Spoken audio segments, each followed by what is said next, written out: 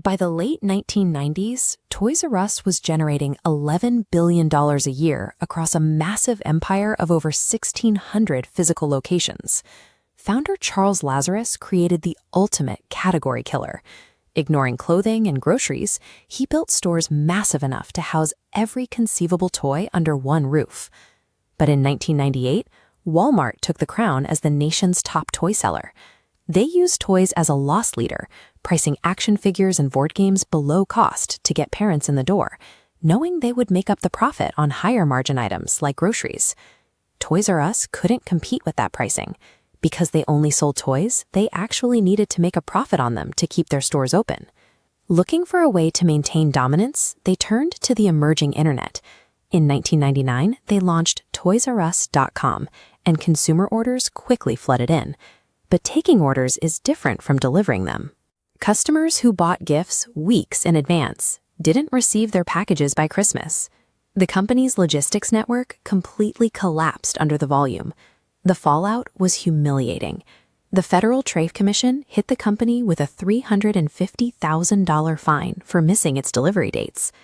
They learned the hard way that putting a website on top of a retail chain is easy.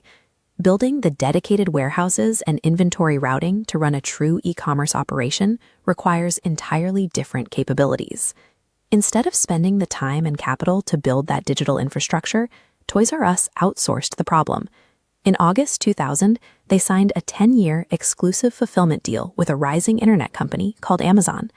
Amazon was happy to handle the shipping, but they were also watching. They used the massive volume of Toys R Us inventory as training wheels to master toy logistics, capture valuable customer data, and quietly flood the platform with competing third-party sellers.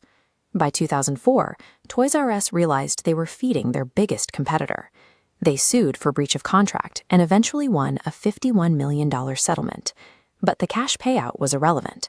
While they relied on Amazon for fulfillment, they spent a full decade falling behind the technology curve.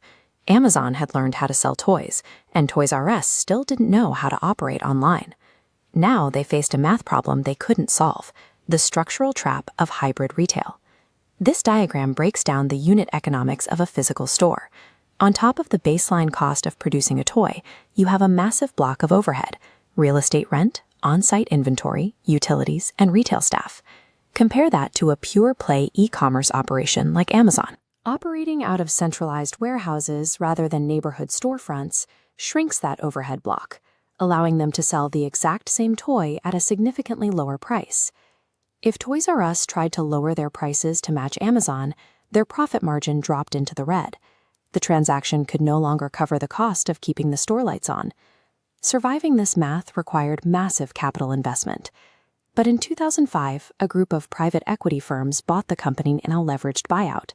They financed the purchase with debt, saddling Toys R Us with over $6 billion in new liabilities. Overnight, the company had to pay over $100 million a year just in interest. Any profit generated by the stores went straight to debt service instead of digital transformation. They were trapped. A bloated retail footprint restricted their pricing, and massive private equity debt restricted their capital. Adapting to the digital era became mathematically impossible. This chart tracks the resulting market reality from 2000 to 2017, as e-commerce rises to capture a quarter of all toy sales, driving relentless growth for Amazon. Physical toy retail enters a steep decline. In September 2017, Toys R Us filed for bankruptcy. Over 700 stores were liquidated, and 33,000 employees lost their jobs. Could they have survived if they had spent $2 billion building their own e-commerce network back in 2000? Or if they had aggressively shuttered half their stores to fund a digital pivot instead of taking on billions in private equity debt? We'll never know, but the math proves that when technology shifts consumer behavior, a company's greatest assets, like 1,600 prime retail locations, can instantly turn into inescapable, fatal liabilities.